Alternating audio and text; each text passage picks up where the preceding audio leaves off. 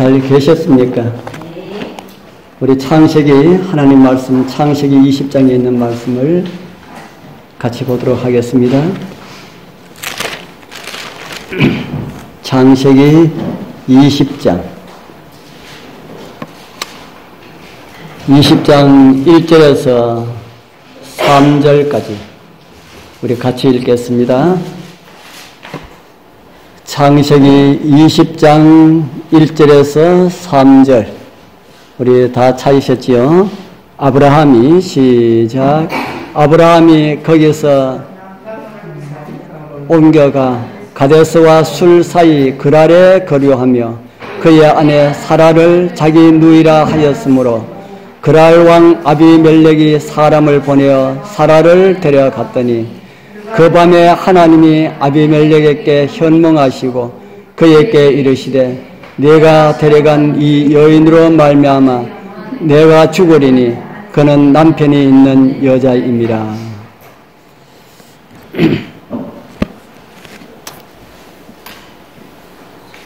요즘은 번역 성경이 많이 나와가지고 성경마다 읽는 소리가 다르게 들릴 수가 있습니다.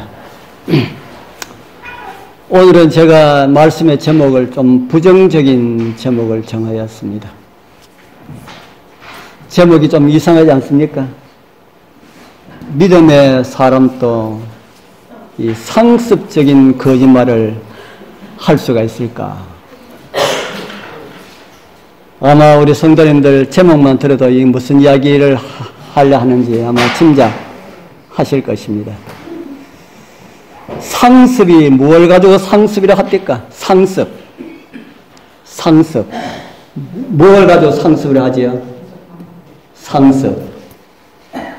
제가 이 상습이 무엇인지 제가 인터넷에 찾아보니까, 사전에 찾아보니까 늘 하던 버릇이라 그렇게 기록되어 있더라고요. 상습이 어떤 것이랄까요? 늘 하던 버릇. 우리 여러분들께는 늘 하는 버릇이 어떤 것이 있습니까? 그것이 좋은 것이라면 더 개발하여서 우리의 성품을 이루는 것이 되면은 좋을 것입니다. 그런데 잘못된 그런 버릇이 있다면은 어떻게 해야 될까요? 잘못된 버릇이 있다면은 우리 여러분들 잘못된 그런 버릇들 좀 있습니까? 저에게도 그런 버릇이 좀 있습니다. 좀 있는 게 아니라 참 많이 있습니다. 그래서 그걸 고치기 위하여서 참 노력하는데 잘 안 됩니다. 그래도 우리는 고쳐야 합니다. 좋지 못한 버릇은 잘 안 돼도 고쳐야 합니다. 우리 성도님들, 우리 여러분들에게도 바르지 못하고 좋지 못한 그런 버릇들, 습관들이 있다면 오늘 하나님의 성령께서 우리 여러분들 마음을 감동해 주시고 여러분들 생활에 능력을 주셔서 그 모든 것들을 다 고치게 되기를 기도드립니다. 우리 오늘 읽은 이 창세기 20장에는 아브라함의 버리지 못한 상습적인 거짓말처럼 보이는 한 사건이 나옵니다. 우리 함께 그 말씀을 함께 읽으면서 은혜를 나누기를 소망합니다. 다른 사람의 거짓말했던 내용들을 읽으면서 어떤 은혜가 될까라고 하는 생각도 있지만 또 은혜가 됩니다. 아브라함이 어디로 이사했다 합니까? 조금 전에 우리가 읽은 말씀에 보면은 거기서 남방으로 이사하여 가데스와 술 사이 그랄에 우거하며 아브라함이 살고 있었던 곳은 어디였습니까? 아브라함이 많이 살았던 곳은 헤브론이라고 하는 그런 곳이었어요. 지난번 롯과 네가 이곳을 가면은 내가 이곳을 가고 할 때에 롯이 가고 아브라함이 갔던 곳은 바로 헤브론이었습니다. 그곳은 나중에 유다 지파의 생활 중심지가 되었던 그런 곳이기도 합니다. 아브라함이 헤브론에 살다가 무엇 때문에 이삭을 하였을까요? 헤브론에 살다가 무엇 때문에 남방으로 이삭을 하였을까? 지난번에 헤브론에 살다가 남쪽으로 이삭을 한 그런 경력이 있습니다. 우리 여러분들도 잘 아시죠?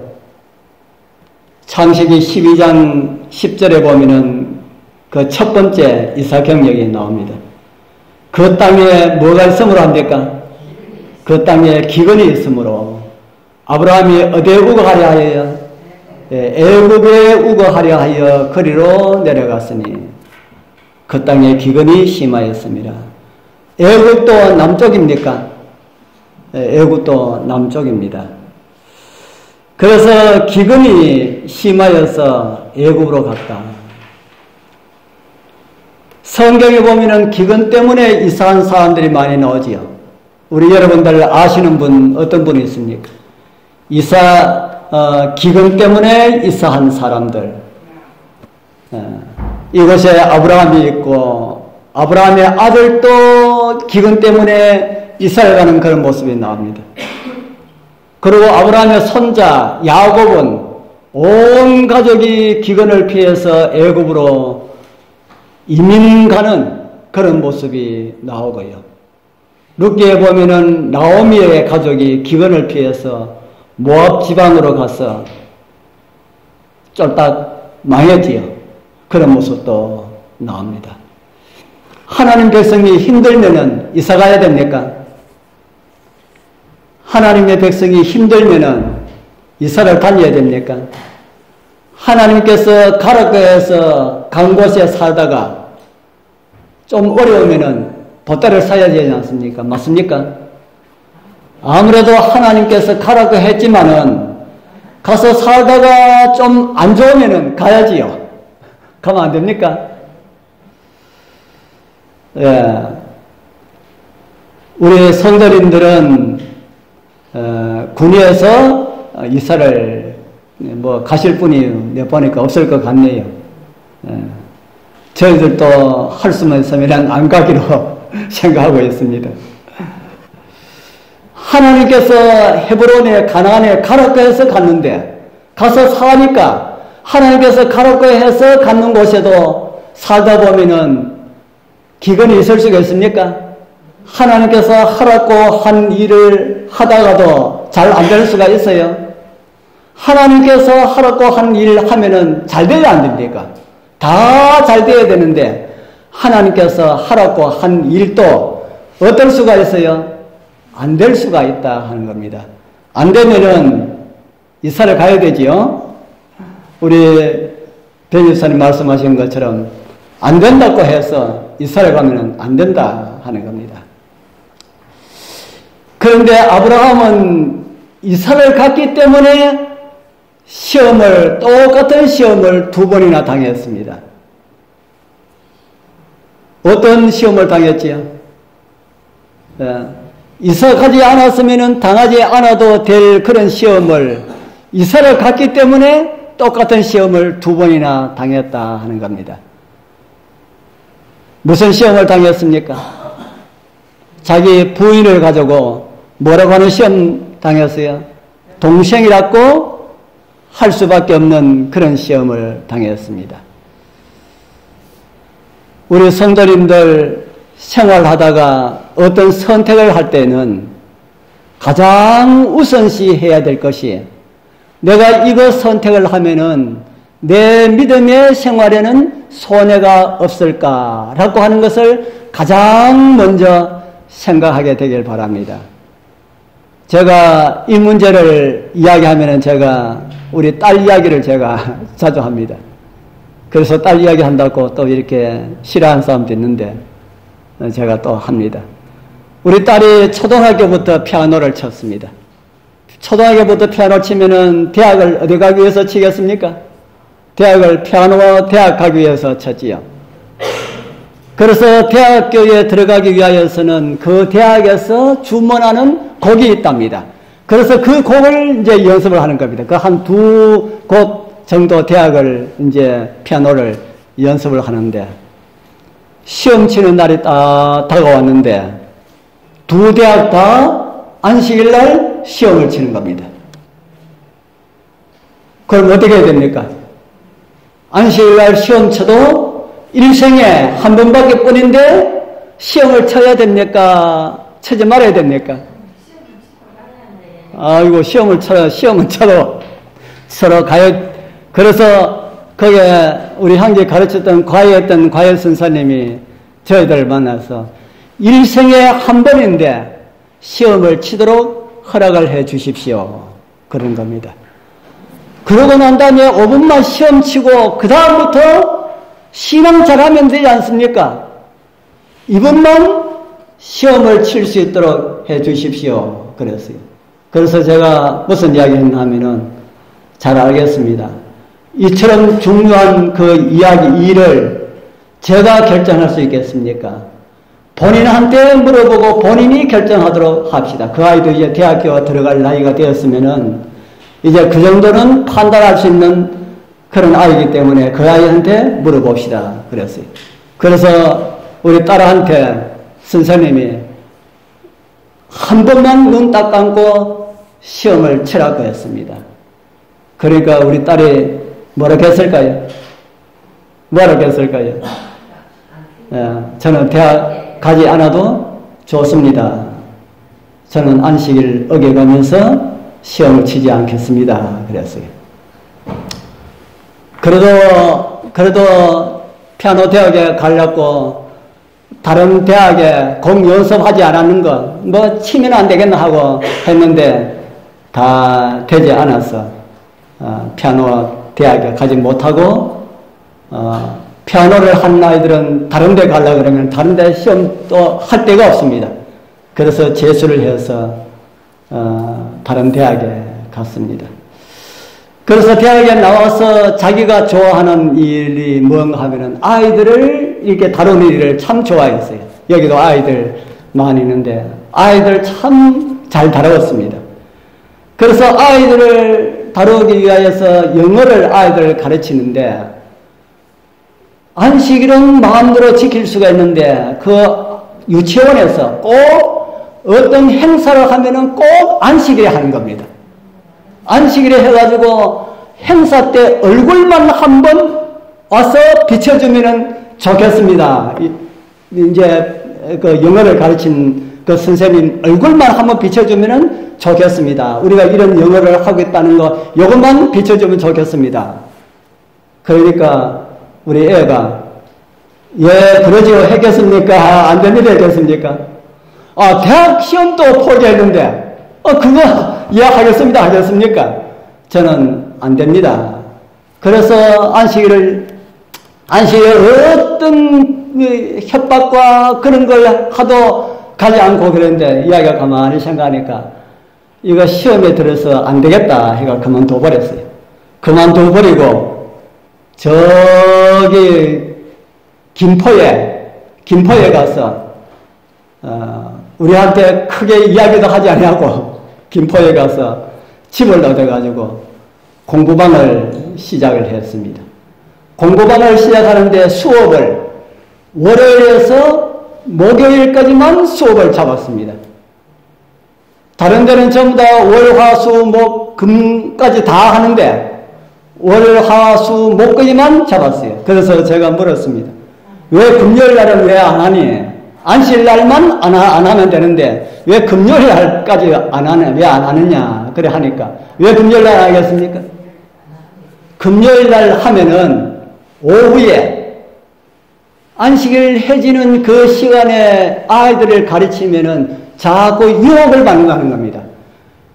유혹을 그 시간까지 그만 하고 말자 하고 자꾸 그런 유혹을 받기 때문에 그 유혹 받지 않기 위하여서 아예 금요일 날은 수업을 빼버렸다고 합니다.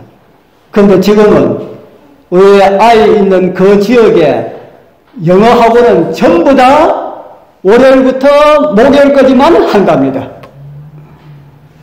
그래서 우리 아이가 하는 말이 있습니다. 저는 어떤 결정을 할 때에 우선순위를 정해놓고 합니다. 뭘 정해놓고 한다고요? 우선순위. 무엇을 먼저 해야 될까 하는 것을 정해놓고 합니다.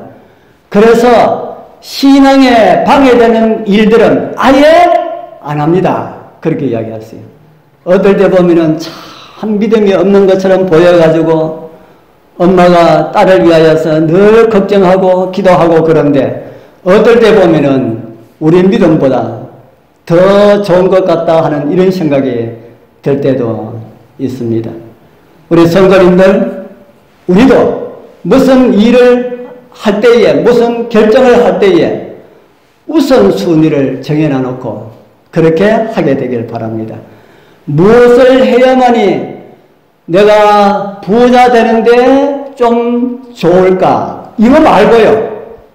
무엇을 어떤 결정을 하는 것이 내가 돈 버는 일에 더 도움이 될까? 이거 말고요.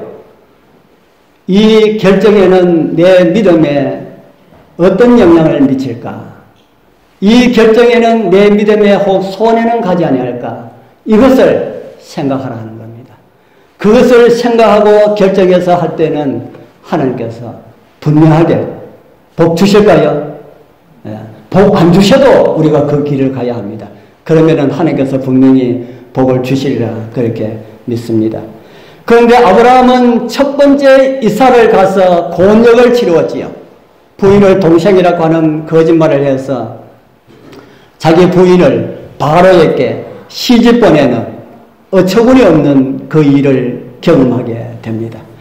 그 일이 일어나고 난 한 20년이 지났는데 지금 또 기근이 와서 남쪽으로 가는데 이번에는 애굽으로 들어가기가 아마 좀 껄끄러웠을 거라 하는 생각이 듭니다. 그래서 애굽까지 안 가고 헤브론에서 애굽하고 그 중간에 있는 그랄 지방으로 갑니다. 그래서 그곳에서 있는데 그곳에서도 왕이 있어요. 그곳에서도 왕이 있습니다. 하필 아브라함이 궁전 부근에만 가서 살았는지 모르지만은 왕의 눈에 또 띄었다 이 말입니다. 그래서 왕이 아브라함에게 아이고 함께 있는 분이 참 아름답습니다. 누굽니까? 하니까 이 아브라함이 또 하는 말이 제 동생입니다. 그래요. 그러면은 우리 서로 천원남매간 합시다. 천원남매간 합시다. 그러면은 당신도 좋고 나도 좋고. 그러니까 또 어떻게 했어요? 또 그럽시다.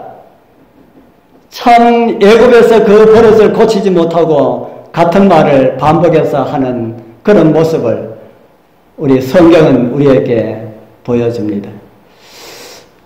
참 이 사라 한 남자와 살면서 시집 몇 번 갔습니까? 사라가 시집 몇 번 갔습니까? 한 남자하고 살면서 시집 2번 갔습니다. 그리고 그 본 남편에게도 처음에 시집 갔고 그래서 시집 3번 간 사람으로 성경에 나오고 있습니다. 누구 중매로 갔습니까? 누구 중매로 2번 왕한테 시집을 갔습니까?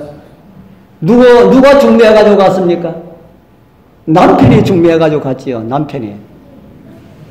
이런 것을 보면은 저도 이런 면에는 아브라함보다 낫다 하는 생각이 듭니다. 우리 정지사님 그런 면에는 우리 정자노님이 아브라함보다 낫지요. 저보다 못한 것 같아요. 이런 면에서는. 구약시대 배경은 왕이 부인을 맞이한다면은 바로 첫날 밤을 치르지 아니하고 오랜 기간 동안 몸을 이렇게 다듬는 어떤 이런 기간을 주었던 것 같다는 그런 생각이 듭니다.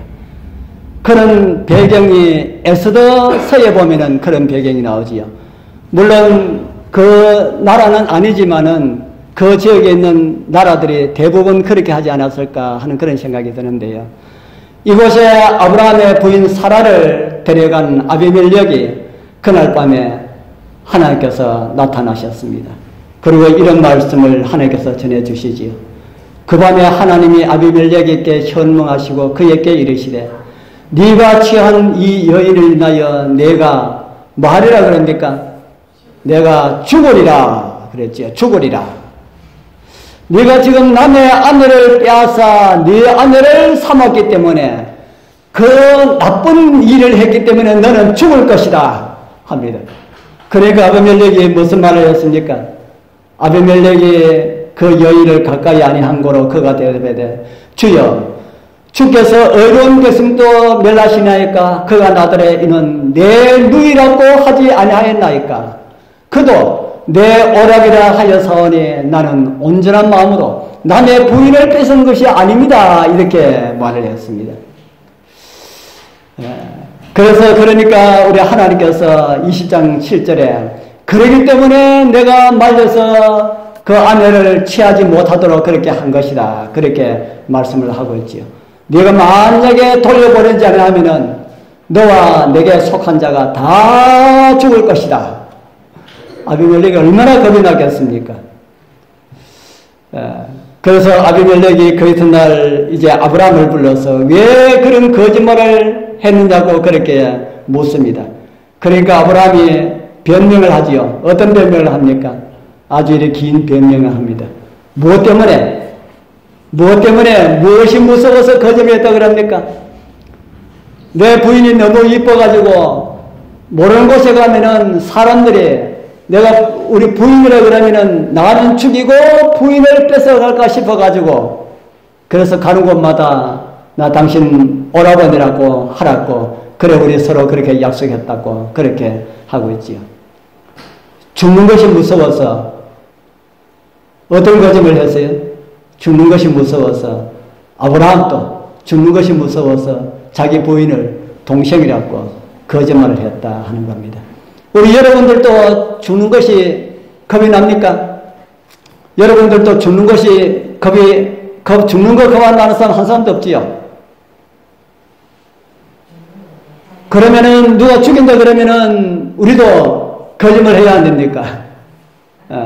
죽인다 그러면 거짓말 해야 됩니까? 아브라함은 진짜 두려워해야 할 것을 잊어버렸습니다. 진짜 두려워해야 할 것을 잊고 두려워하지 말아야 할 것을 두려워하고 있다 이 말입니다. 성경은 우리에게 진짜로 두려워해야 할 것이 무엇인지 우리에게 가르쳐주고 있습니다. 무엇을 두려워해야 할까요? 무엇을 두려워해야 할까요? 누가복음 12장 5절 우리 같이 한번 읽어볼까요? 마땅히 시작. 마땅히 두려워할 자를 내가 너에게 보이리니 곧 죽인 후에 또한 지옥에 던져 넣는 권세 있는 그를 두려워하라. 내가 참으로 너에게 이르노니 그를 두려워하라. 예수님께서 가르쳐 주신 말씀에 의하면 마땅히 누구를 두려워하라고 합니까? 마땅히 죽이는 자를 두려워하지 말고 어떻게 하는 자를 두려워하랄까요? 죽이고 지옥에 던져 넣는 권세 있는 하나님을 두려워하라. 내가 참으로 너에게 이르노니 그를 두려워하라. 그렇게 말씀을 하고 있습니다. 우리 사랑하는 성도님들 정말 하나님을 두려워하게 되길 바랍니다. 또 이런 말씀을 우리에게 주고 있어요. 신명기 7장 18절에는 그들을 두려워 말고 그들은 누구겠습니까?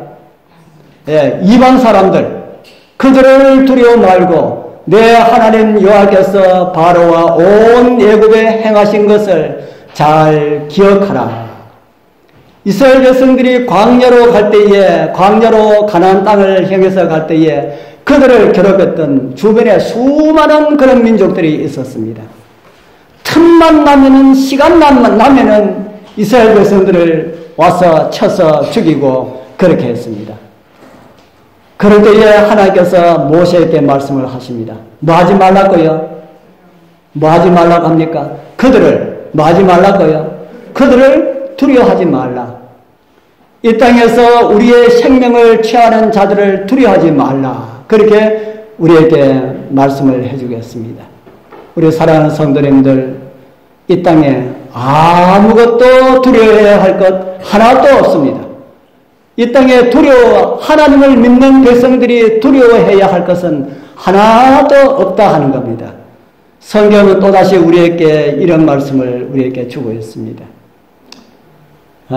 기대 밑에 있는 말씀은 제가 읽어드리겠습니다. 자기의 마음의 재앙을 깨닫고 이전을 향하여 손을 펴고 무슨 기도나 무슨 간구를 하거든 그 뒤에 말씀 보면은 하나님이시여 그들을 용서하여 주옵소서라는 그런 말씀이 뒤에 있습니다. 우리 사랑하는 성도님들 한 끼 굶는 것보다 하나님의 말씀에 불순종하는 것을 진짜 두려워하게 되길 바랍니다. 바로 왕보다 그랄 왕보다 거짓말하는 것을 더 두려워하게 되길 바랍니다. 아무리 작은 죄라 할지라도 그것을 범하는 것은 주님을 다시 십자가에 못 박는 그런 행위와 같은 것입니다. 그런 것을 아는 사람들은 진짜 죄를 짓는 것을 죄 짓는 그런 행위를 하나님 말씀에 불순종하는 행위를 두려워하게 되고 그것을 멈추게 될 것입니다. 예수님께서 십자가로 나가실 때에 극심한 고뇌에 빠졌지요. 그런 사실을 성경은 우리에게 보여주고 있습니다. 베드로와 세베대의 두 아들 데리고 가실 때 고민하고 슬퍼하사 말씀하시되 내 마음이 심히 고민하여 죽게 되었으니 무엇이 예수님의 마음을 이렇게 심히 고민하여 죽게 되도록 하였을까요? 무엇이 예수님의 마음을 이렇게 고민해서 죽도록 하는 이런 지경까지 이르도록 하였을까?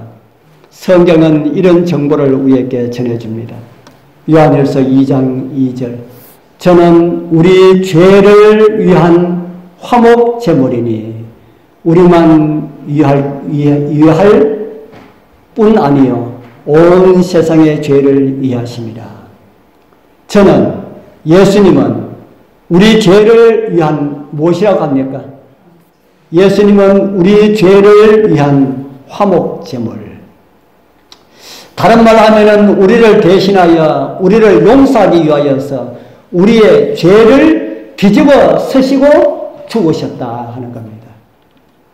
이 세상에는 죄가 어떤 것인지 아는 사람 잘 없습니다. 그것을 아는 사람들은 죄를 멈출 수밖에 없기 때문에 그렇다는 겁니다. 죄는 하나님의 생명에서 끊어지게 합니다. 그것이 하나님이라 할지라도 예수님이라 할지라도 하나님께서는 하나님이시기 때문에 죄를 지으실 수 없지만은 하나님을 비운 예수님은 죄를 지을 수도 있고요. 사람들의 죄를 대신 담당하고 죽을 수도 있으셨습니다.